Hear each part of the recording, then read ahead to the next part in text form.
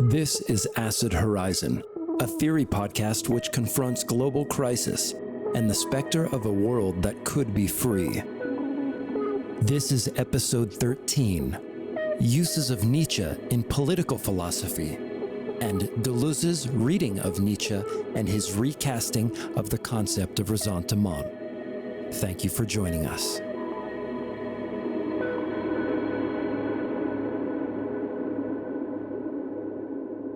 Welcome to Acid Horizon, the theory podcast.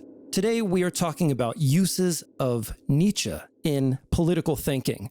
And this will be a very different episode for us. This is the first time in quite a while that the four of us have gotten together and just had a rap with each other. And so on the episode today, there's me, of course, and we have Will. Hello. We have Matt. Hi. And we have Adam here too. Hello. Maybe the first thing that we can do is kick it off with what I think are going to be a few guiding questions in this episode. The first question I have is, what are ways in which Nietzsche's legacy, or quote, last will and testament, unquote, as Deleuze puts it, can be actualized in theoretical labor in philosophy or in political theory? So in other words, how can philosophy be brought into the service of our enlivenment? Or quite simply, how can we use Nietzsche politically? And then number two, how, if at all, can Nietzsche be used for advancing emancipatory programs of the left? And maybe this question isn't so different than the previous one. The last question I have on the list is, in what ways can Deleuze's Nietzsche and Nietzsche in philosophy and elsewhere be used to serve these goals? And so some concepts that we're going to run into today are Nietzsche's concept of genealogy, Nietzsche's theory of forces as they're elaborated by Deleuze in his book on Nietzsche, and Deleuze's treatment of ressentiment in the book Nietzsche in Philosophy, and as it appears elsewhere in Anti-Oedipus and places like that. So I'm going to just start off by asking the co-hosts, in what ways do you think Nietzsche's thought can bring to bear upon or positively impact political thinking? And I'll start with Matt. Sure. So he's a difficult philosopher in terms of politics, just in the sense that so much of his work wasn't directly political. And it's hard to bring out any kind of sort of coherent political framework from it. But I think if there's going to be anything that, like I can think of straight away, it would be the concept of ressentiment. And the ways in which that's used as a concept, both on the left and the right, and how with an awareness of that concept, we can think through how we actually engage in politics, how we think about it, and what it is that motivates us, and what kind of guidelines we have for action, I suppose. What about you, Adam? I guess my primary interest in Nietzsche as a thinker, especially when it comes to real politics, is where I see him having a sort of a commonality with Marx, and also, I guess, in my very partisan reading of Hegel, as being a thinker who's trying to engineer in his readers and in the wider culture around him a kind of very radical affirmation of creative power and creative potential, both through the discovery of ressentiment, as Matt says, but through which he develops a kind of suspicion of dominant structures that hold back certain aspects of very vital creative power. But also for, it's the thought of eternal return, for example, which tries to condition a new kind of thinking such that great things become possible, that the will can be projecting itself onto an eternal scope and a way of seeing its own creativity as a positive force to be used and enjoyed, rather than subjugated under structures of ressentiment or captured in any kind of way and refused to fully flourish and be itself. So I think, any emancipatory project that wants to not just be a worker, but also be a creator, would need to grasp with some of the themes that Nietzsche's putting out there. Great. And Will, what about you? I think I'm going to start with Nietzsche by talking about Marx. In his letter to Rouge, he writes that he wants his journal work to be a critique of everything in existence.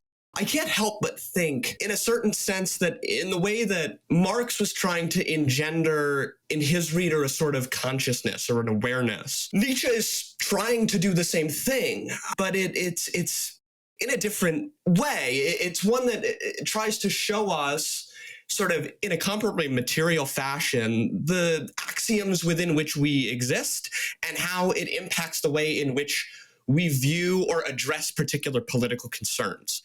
And I don't think one has to go much further when talking about Nietzsche and his consequences than looking at Foucault. And I know we'll spend some time looking at Foucault and Fischer later, but the emancipatory power of Nietzsche in my reading is one that shows, I think Fischer puts it best, history is a series of contingencies. And, Fischer's reliance on untimely meditations makes that clear. So, yeah, I think that I have a sort of genealogical appreciation of Nietzsche because I think he's sort of engendering a different sort of affirmative awareness. I think the first thing that we want to start off with is Nietzsche's project as a critique, a complete critique, or an inversion of the Kantian project. And this is something that Deleuze goes right after in Nietzsche and philosophy. I have this quote here. It says, "But first there is this fact. Nietzsche questions the concept of truth. He denies that the true can be an element of language. What he is contesting is the very notions of true and false. Not because he wants to relativize them like an ordinary skeptic. In their place, he substitutes sense and value as rigorous notions. The sense of what one says and the evaluation of the one saying it. You always get the truth you deserve according to the sense of what you say." And according to Nietzsche, Nietzsche recasts the truth as a problematic structure of thought pegged to sense and value. Truth derives from those values to which you give voice. And so what I just said there, that's kind of an amalgam of a Deleuze quote, and I was interpolating along the way. But what does Deleuze and Nietzsche here mean by sense and value, and what is the nature of the Kantian reversal? And so maybe, Adam, you can say a few things about that.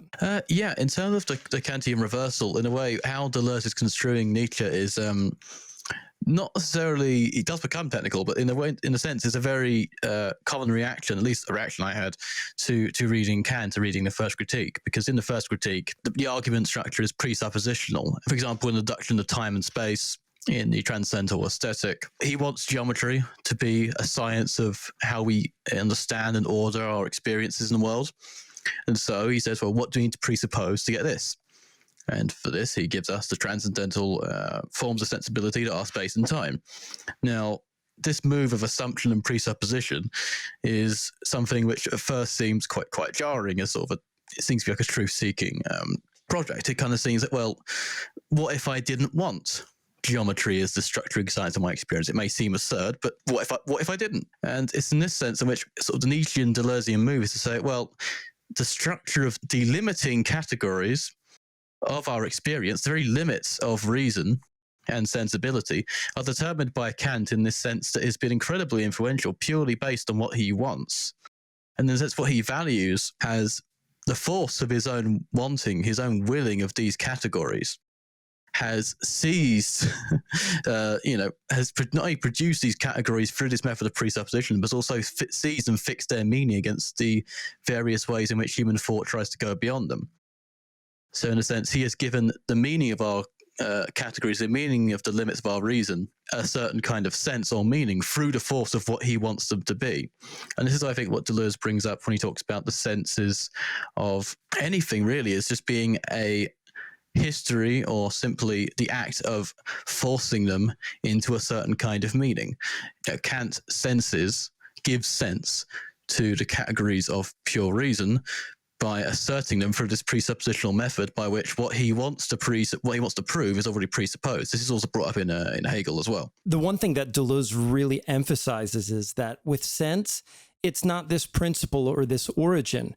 It's something, he says, in quote, whose laws of production must be uncovered. And we get this in Nietzsche's retelling of history. How does anything come to be a sense?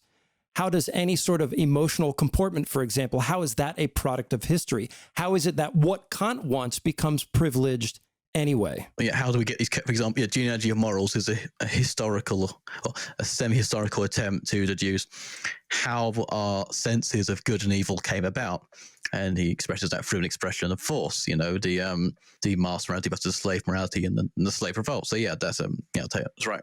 maybe an example that can serve us in this instance is the trend of thinking outside the terms of God and self. Once you dissolve one of these terms, at least in the way that it's been thought of historically, it immediately entails the dissolution of the other term. And so Deleuze, in his reading of Nietzsche, is going to valorize these forms of impersonal individuations. This is one of the ways that Deleuze is going to actualize Nietzsche's project. He's going to read Nietzsche by fleshing out the full set of implications that's latent within the work.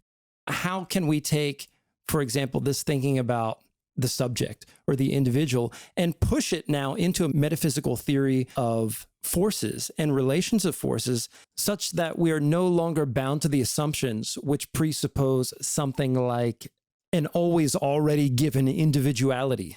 And I think to bring it back to these political origins of our discussion, you could also think of recognition as an act of sensing, especially when this recognition isn't in sort of the fluffy liberal Hegelian mutual sense of recognition, but also in the sense that certain senses and meanings and categories are imposed upon you by political forces. For example, the legal recognition of gender, that is a attempt at sensing, forcing meanings onto people's bodies, inscribing these in a show of legal and political force. And look, this is essential primarily to Deleuze's later work with Guattari, but a project that is enabled really by French Nietzscheanism, and one that engages heavily with the genealogy and the transvaluation. And look, I'm going to come back time and time again to the genealogy. I know we're going to have a fascinating discussion on the birth of tragedy because I know Craig has a really cool reading of it.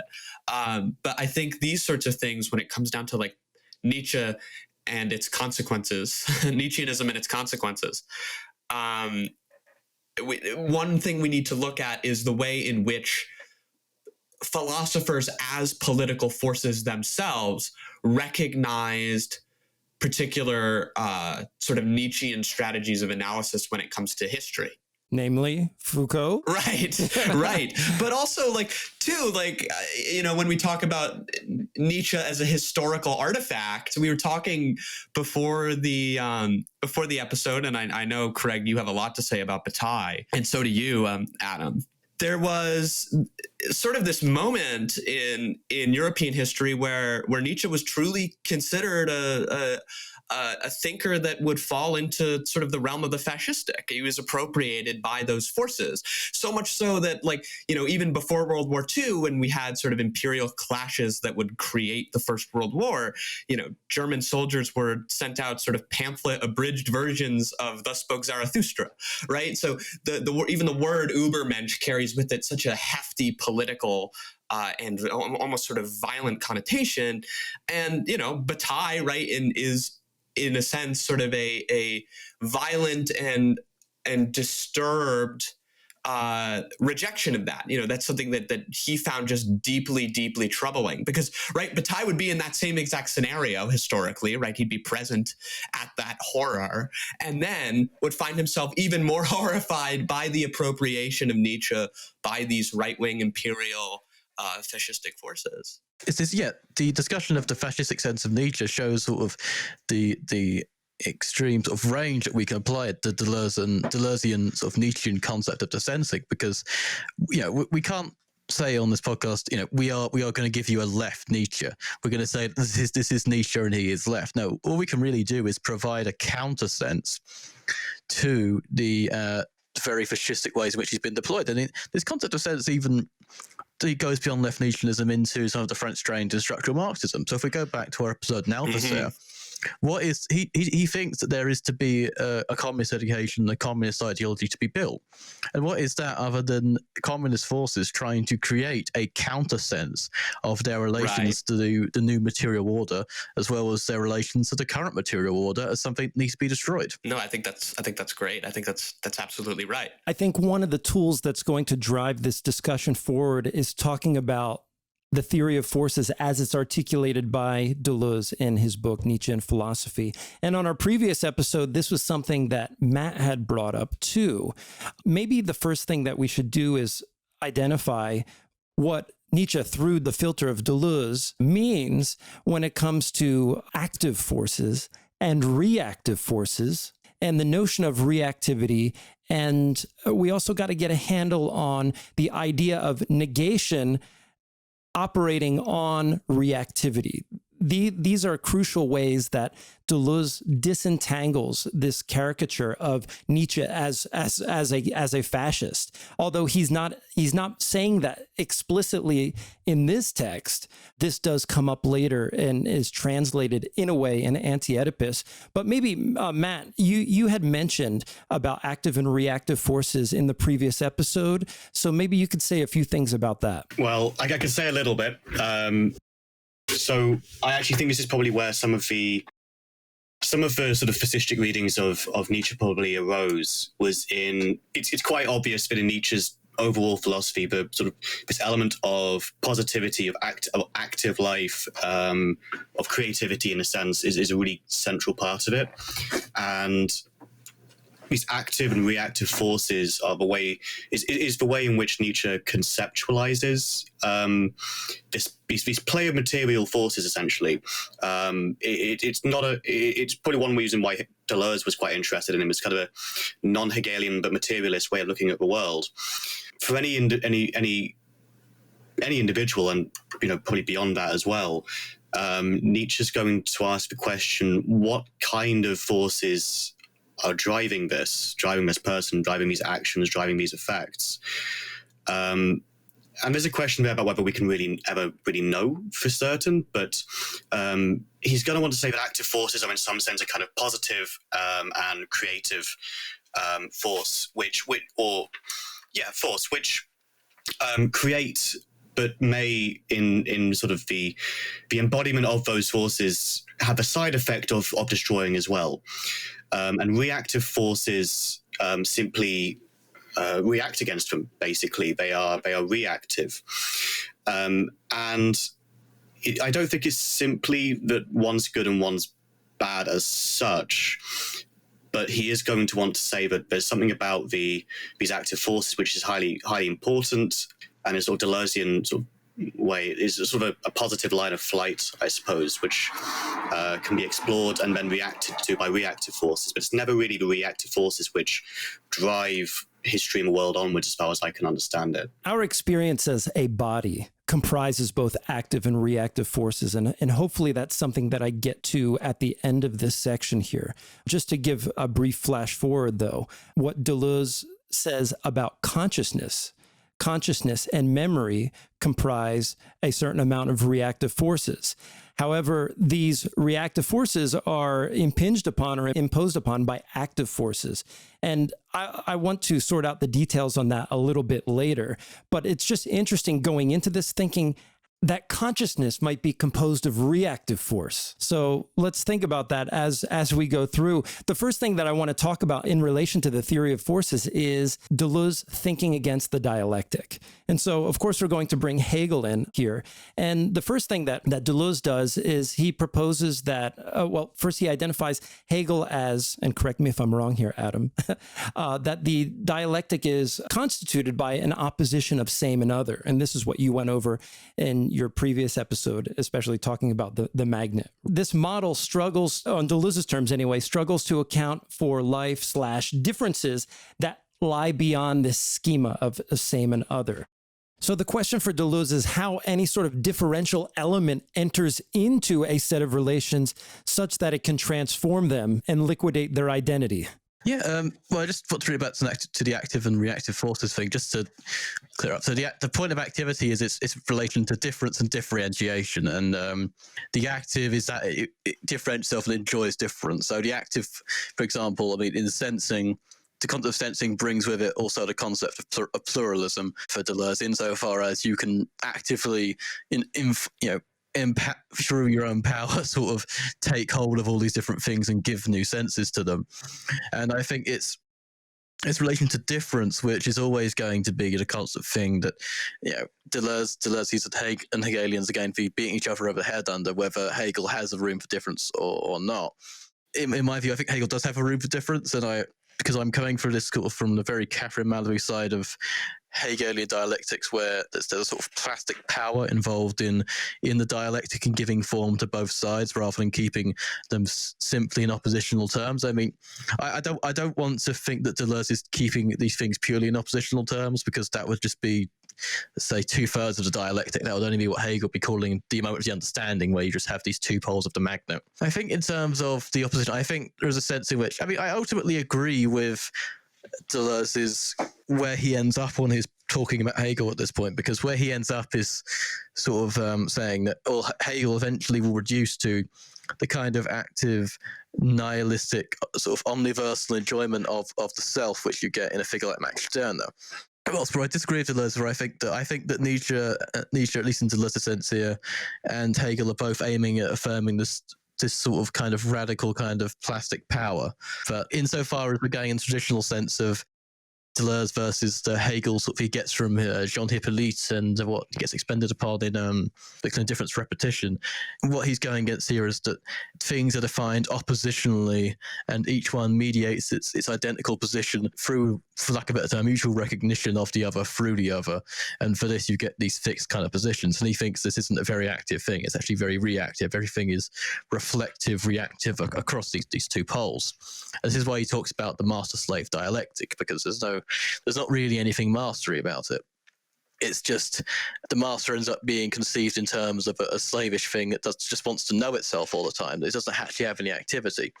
The master in Hegel's dialectic under Deleuze reading, he enslaves the slave because he wants recognition, not just to enjoy, the fruits of the slave's labor. But I think that's a bit of a reductive reading, and I don't think this could be just me writing against Kojève's centering of the master-slave dialectic and everything. But I know that Deleuze wasn't necessarily part of the big hype for. But it's a book that I'm always in active engagement with, and I'm always never trying to reduce to any sort of caricature.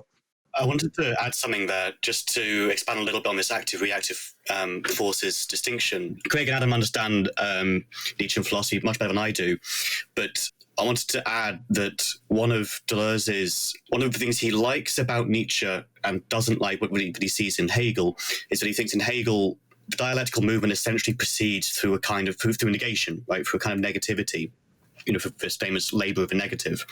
And so to expand a little, to bring it back to the forces idea, what you find in these active forces is that they don't proceed by negation, or at least not primarily. They may have the side effect, the consequence of negating, but in a way, from Deleuze's reading at least, the world is driven by active forces which create and affirm, not by negation in this negative sense. And so that's another reason why I think Deleuze probably why he has this fascination with Nietzsche, is that he sees in it an alternative to what he sees in Hegel as this dialectical process which proceeds through negation. And so I think that's maybe another link there with the idea of active and reactive forces. What Deleuze is looking into, what is the sort of the forces, the motor underneath representation in how we represent things and give them a sort of sense. And for Hegel, it is the process of sublation, of Aufhebung, in my opinion, of plasticity, and of the negation of negation. That's what underlies all of representation. Whereas Deleuze thinks, no, this negation is simply representation. So they're both trying to critique representation from different poles of the magnet, so to say. And for Nietzsche and for Deleuze, this activity is primarily this ontological differentiation is that all the way down. And that's precisely it. And I'm glad you said that, because the one thing that Deleuze confronts is this sort of reinsertion or reinjection of a notion of representation into the metaphysics. That's why he uses Nietzsche's concept of the will to power as a genetic and differential element in the theory of forces. So that way we can dispense with negation entirely, because what it allows for us is basically in the theory of forces, active forces are acting on reactive forces, right?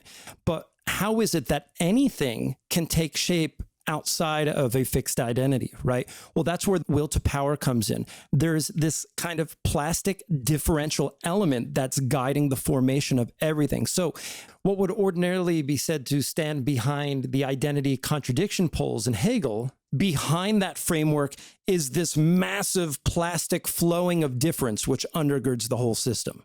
Yeah, that's actually sort of basic explanation of difference repetition as well, of course. Between two plasticities. Yeah. And what I think is most interesting are the ethical implications that Deleuze announces in relation to Hegel's privileging of recognition in his metaphysics. So if you look at Deleuze's other writings, namely the essay He Was My Teacher, which is about Sartre, he talks about how Sartre refused to accept the Nobel Prize when he was awarded it. And so we can draw a line from Deleuze's ethics of difference to his regard for Sartre, who in a sense instantiated a form of affirmative ethics that wasn't reliant upon a notion of recognition. And it's in no uncertain terms that Deleuze believes that Hegel's privileging of recognition in his metaphysics is indicative of this kind of sadness or sad passions. You have this kind of sadness, you have this kind of wanting, you have this kind of lack. And the upshot to Deleuze's metaphysics, at least on his terms, is that you don't have that. And I think the problem with recognition for Deleuze here, and I think as well in some readings of Hegel, is also that the sort of recognition that is often wanted is a sort of recognition that would give one's identity a certain fixity away from difference. You don't want to be recognized as something that can be differentiated and has this sort of creative plastic power undergirding it. Instead, you want to be recognized as this substantial thing. I mean, in the master-slave dialectic, which is by no means the last thing Hegel has to say on recognition, what they both want is to be recognized as this independent, self-conscious I that undergirds the entire world of consciousness, of representation. And the reason why it completely explodes, and then you have the rest of the phenomenology of spirit, which one day someone else will read, this fixity does not happen. The contradiction is always there. It's the explosion of difference. It's beautiful. Read it. So, no. Yeah, one of my favorite readings of Nietzsche, aside from Deleuze, is by Bernard Regenster. And in there, this is sort of bringing us, and we talked about at the very start, I think it was Adam who talked about the idea of you take away the concept of God and problematize, the notion of the self, and then suddenly the entire framework sort of conventional Western philosophical framework sort of collapses. And Register says that this is basically Nietzsche's entire project in a way, is to reckon with the extent of the consequences which follow from the death of God, which really just means the prediction that it's going to become increasingly implausible to ever, to have that kind of same position for him in our cultures and our societies. And so in light of that, Regenster says that for Nietzsche, it doesn't just problematize a few things, it problematizes everything, including all of the values which we take to be good. And so I think Nietzsche himself says that there's something funny about how, in many cases, it's actually the atheists who are the best, the most true Christians, because they sense they have some sort of desire to prove that no, I may not believe in God, but nevertheless I hold to these Christian values, so strongly. Nevertheless, Brilliant. And so Nietzsche wants to say that no, you can't get rid of God and then keep the rest of it, right? So that's where you get this idea, at least on Register's reading, of the revaluation of all values. Like, what is the value of the values we hold? If God is quote unquote dead, where does that leave us, right? If that case, if there's no afterlife, are the values we hold as a sort of society or civilization or whatever, what have you, are those values which affirm our lives in all the possibilities of their creativity, or are they ones which denigrate our lives in the promise that they will be affirmed in the next? And so that's not Deleuze, that's Regenster's reading, but I think that gets us onto the topic of value in Deleuze's reading of him, and the revaluation of values. Yeah, and I think one of the interesting additions that we can connect right to that is in Deleuze, where he talks about the notion of evaluation being a moral position itself. And this is something that was emergent in Nietzsche's retelling of history.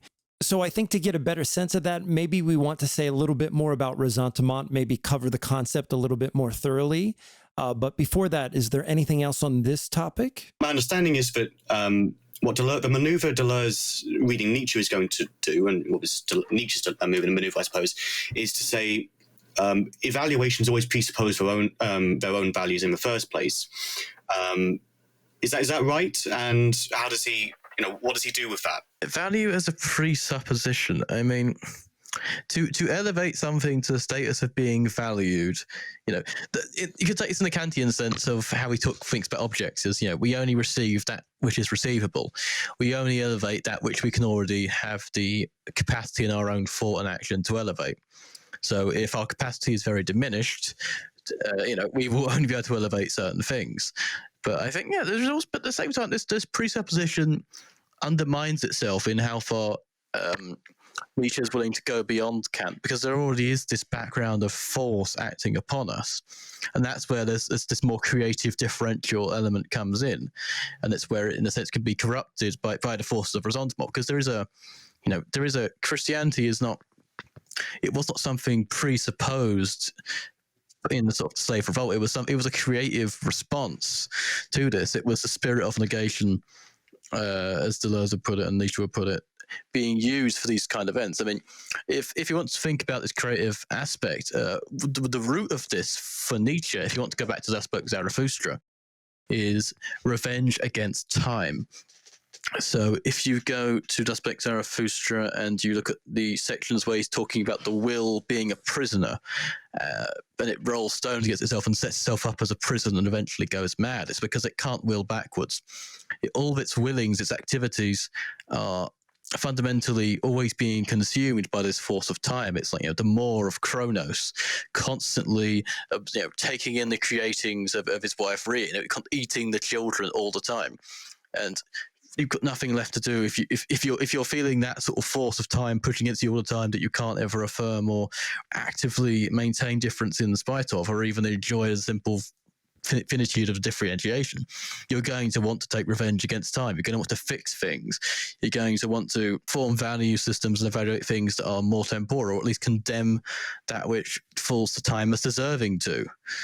And then you get sort of blaming things for stuff that really don't really enter into the sense of blame. So if you go to the Genealogy of Morals, you talk about separating the lightning from its flash. And this is a postulate of language, where you have the subject predicate distinction, then you can say X, the lightning flashed.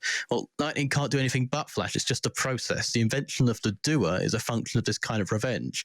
And then you can elevate certain kinds of doing, or in the slave revolt case, GGF morals, certain cases of not doing, into moral precepts. So when the slave looks at the master in the Genealogy of Morals and says, look, well, I don't do all this pillaging and dominating, so I must be good.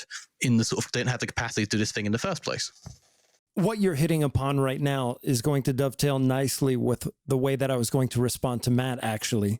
It's important to think that all values have a history. What philosophy, the discipline of philosophy, has given us is this figure of Socrates. It's important to remember that for Nietzsche, the historical evolution of ressentiment finds its expression par excellence in Socrates. The kinds of questions that we even find important and the concepts that we're using flow from Plato's rendering of Socrates, notions of causality, finality, and so forth, unless we forget the concept of the good, too. All of these concepts are byproducts of ressentiment. And just like Adam mentioned, these philosophical priorities appear as presuppositions in Kant's philosophy, but Nietzsche induces his readers to conduct an inquiry as to the nature of the origin of these values, the upshot being that we might be able to recover some life-affirming tendencies or instincts.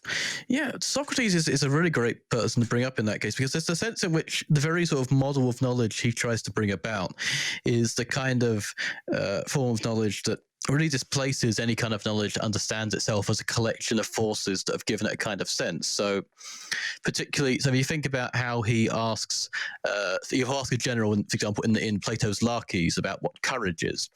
And what he wants is the precise definition. He wants the ideal. He wants the outer worldly. But really, what the problem is that the definition he's getting from the Laches is this, from the generals, is this version of courage as a collection of forces in terms of a history of events. He's arguing for. The generals are giving him a paradigm case, something formed by a history of forces. Well, Socrates instead wants this, fully reasoned, otherworldly form. And even when he can't even when the Socratic dialogue doesn't end in aporia like the Laches does, you turn to the later, or at least middle-late Plato, and the response is to dress it up in mythology or in noble lies. It's hiding the forces underneath representation. In terms of what a genealogy is, Raymond Geuss has a couple of really good essays on this. They're called two very similar names. One of them is definitely called Nietzsche and Genealogy, and he provides a really clear explanation of what exactly this methodology is, how it works.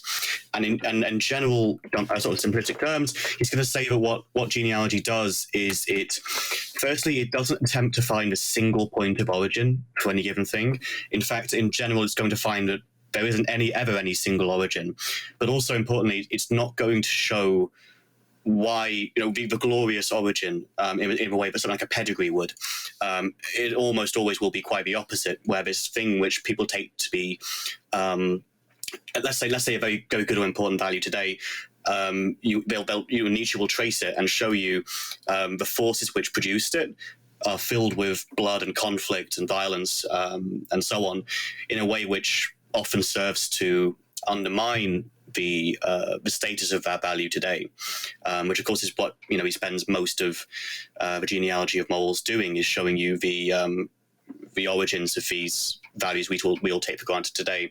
So I just wanted to also add that Raymond Geuss is quite a good person to read when it comes to genealogy. He has much more to say than that. That's not even all of what he says, but I think it's a good starting point. So it might be important to revisit or visit for the first time for some listeners what Nietzsche means by ressentiment and its connection to other concepts, slave morality and bad conscience. So I don't see Deleuze as necessarily redefining ressentiment. What he's doing is he's tapping into the deepest implications of the concept and using it to elaborate the theory of forces. And in doing so, Deleuze disabuses us of this notion that ressentiment is a psychological trait. Really what it is the motor of history for him. It's what creates psychology and history and so forth. Nonetheless, I think a good starting point is to talk about ressentiment in the sort of conventional way that people understand it. We can describe it as an emotional comportment or disposition of people who are impotent to act upon forces that are acting against them and their interests, and as an alternative, use guilt and moral condemnation as a way to rein in the power of the strength of the strong. And so the story that Nietzsche tells us is that before the establishment of modern civilization, men were able to act according to instinct, thus giving rise to a social order dictated by the unfettered power of the master class. The slave class takes vengeance on the strong by deploying morality as a weapon to make the strong feel guilty about their strength. And for our purposes in this discussion, I want to talk about how Deleuze suggests that ressentiment deeply ramifies the social field. I think that's important for politics. And for this reason, Deleuze emphasizes that ressentiment is not reducible to a psychological trait, but it is ressentiment that gives rise to the totality of psychology in the broadest sense. So in other words, start drilling into any part of the institution of psychology, for example, from its base presuppositions, its organizational structures, the people who work within it, the therapeutic priorities, and its ressentiment all the way down. And this is not only true for psychology, but for all institutions in the modern world: education, governance, scientific disciplines.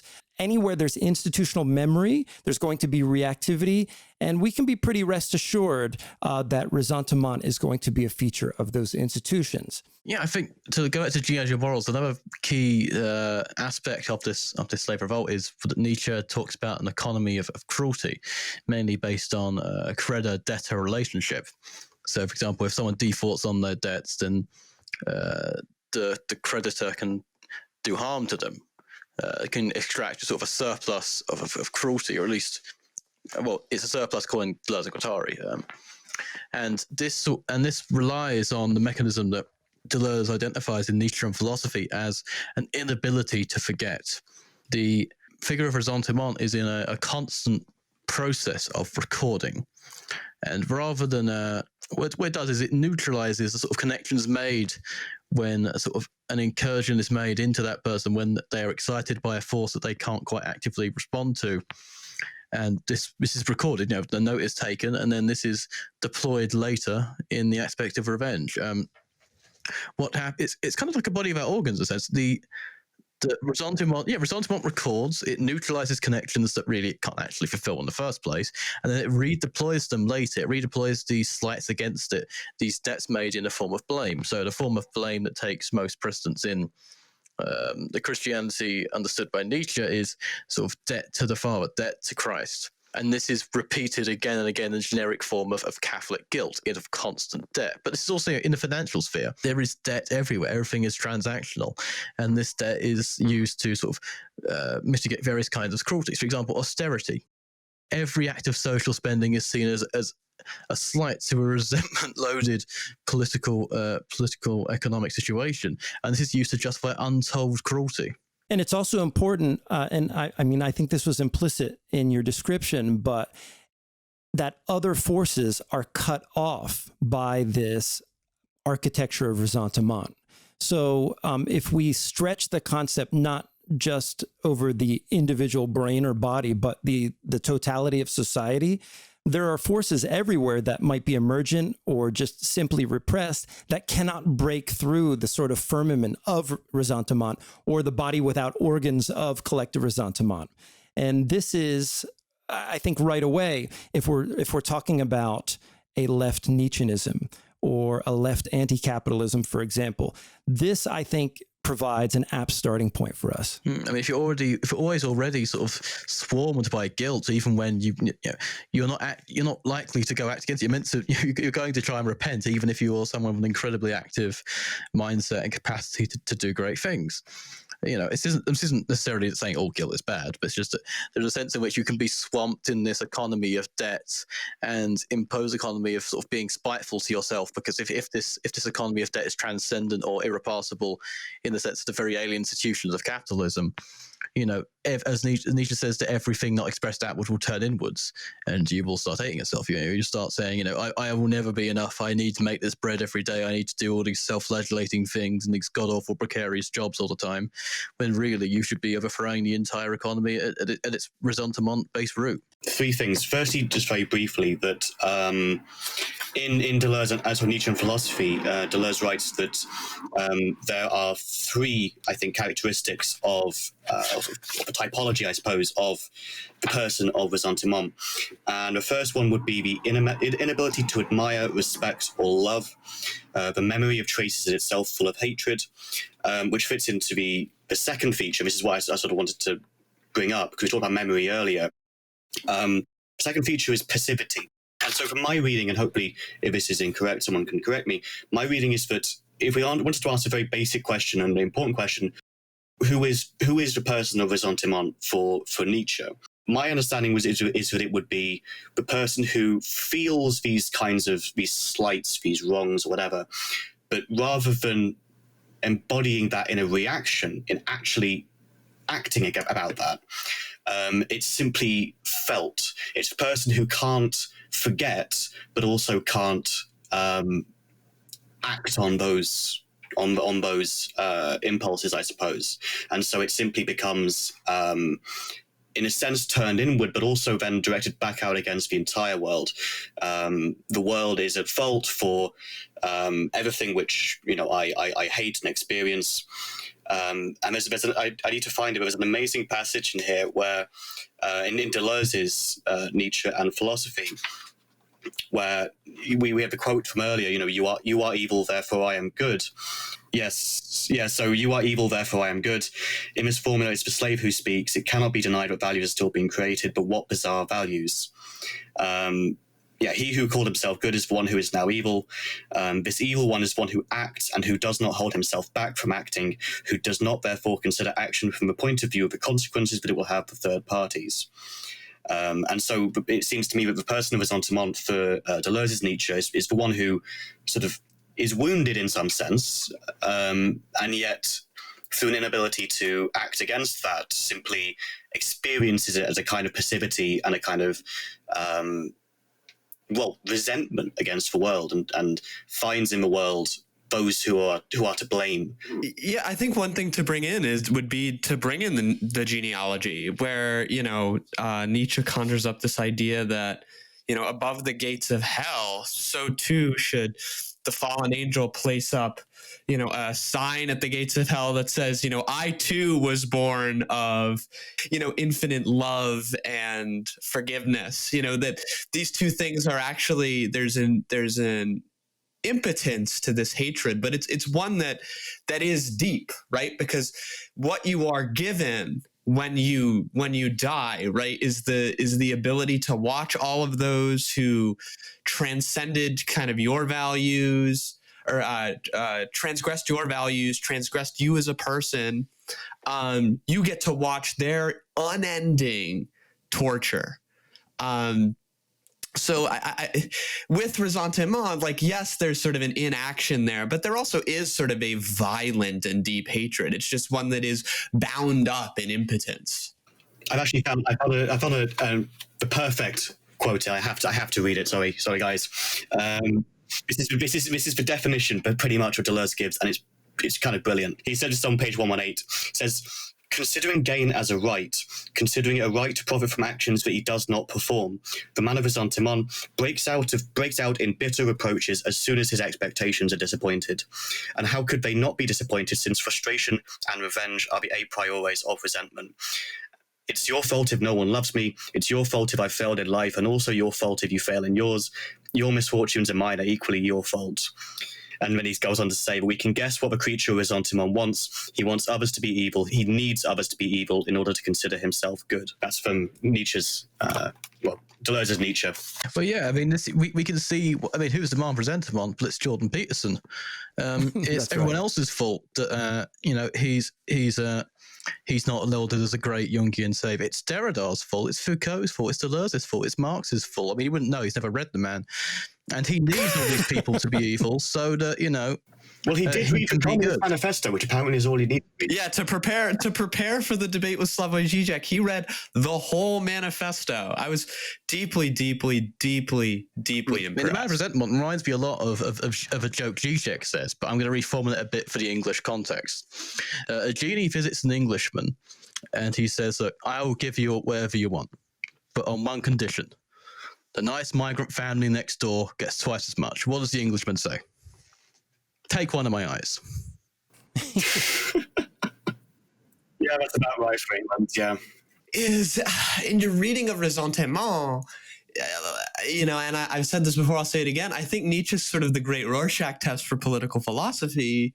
Depending on sort of your interpretation of these concepts, you can sort of get an idea of where the finality of their political project is based on their reading of Nietzsche. So, the United States has a really unique relationship to Nietzsche because of the way in which these translations were meted out and who they were done by. Walter Kaufmann's Nietzsche is one that is diametrically opposed to the Nietzsche of Deleuze, Foucault, Bataille.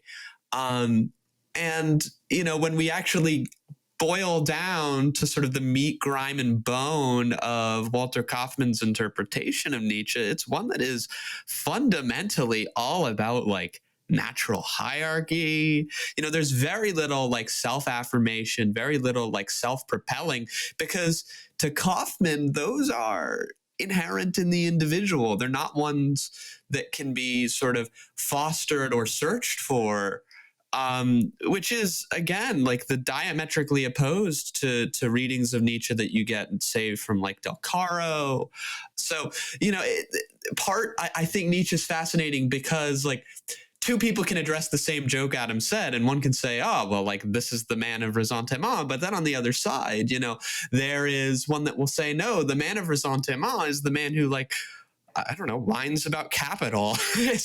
so like, I do think that like Nietzsche, again, has a function there politically that's interesting. Yeah, no, I agree. It's one of the problems or worries I have with Nietzsche. And I'm going to say this, I'm sort of pose it as a sort of a question, and then I know Craig and Adam have definitely have views on this one, but it's one of the reasons why I worry sometimes about the utilization of the concept of ressentiment, because it's so common as a tactic of the right. The reason why you're attacking capitalism is just because you or the rich is because you can't, you're jealous. Yeah, you can't make it. You can't make it, and so now you're just blaming everyone else. It's not the system's fault. Take some responsibility. Stand up straight. So on, right? I see that being used a lot of the time by the right as an attack on the left, and it's part of a tactic of I don't know, just common phrase, but like playing the man and not the ball, right?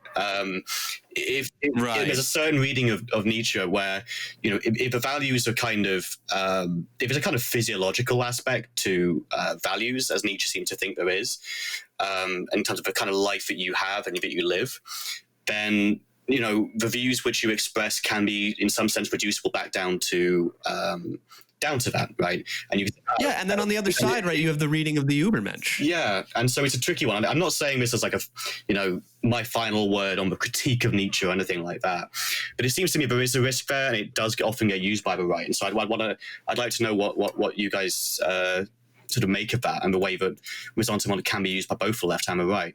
It clearly is.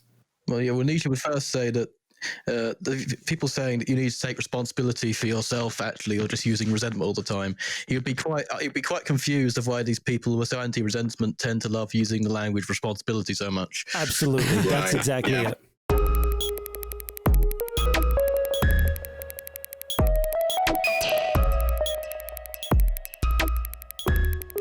When we did this episode, I was really happy about how this discussion shaped up.